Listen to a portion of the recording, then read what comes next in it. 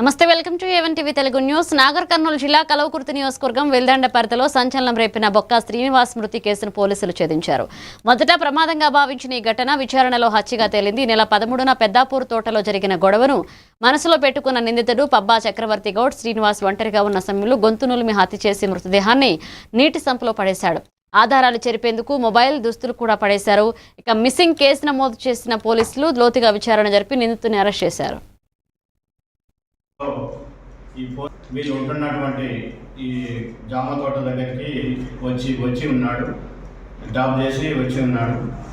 ఆ తర్వాత సాయంత్రం 5:09 ప్రాంతంలో ఈ ఫోన్ చేయడం రాలేనని చెప్పడం అనేది, సరే నేనే వస్తున్నానని చెప్పడం అనేది జరిగింది. తర్వాత 6 గంటలకు వచ్చి 6 గంటలకు ఫోన్ చేస్తే ఆ ఫోన్ కూడా స్విచ్ ఆఫ్ లేదు, మన నెట్వర్క్ పరిధిలో లేదని వస్తుంది. ఆమె అక్కడికి వచ్చి చూసుకుంటే బైక్, అతనికి సంబంధించిన బైకు, చెప్పులు మాత్రమే ఉన్నాయి. ఇద్దరు రామరెడ్డి ఫస్ట్ చక్రవర్తి గౌడ్ రావడం జరుగుతుంది.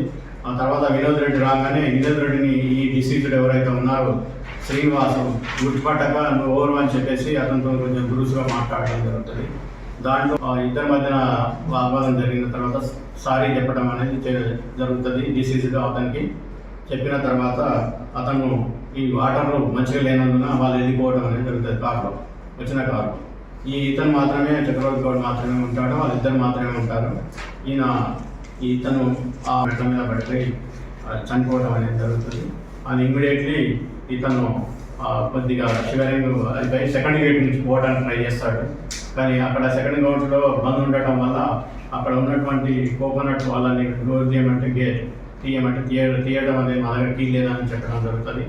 తర్వాత వీళ్ళు మళ్ళీ ఫస్ట్ గేట్ నుంచి వచ్చేసి వేరే లిఫ్ట్ తీసుకొని ఇంటికి పోవడం అనేది జరుగుతుంది.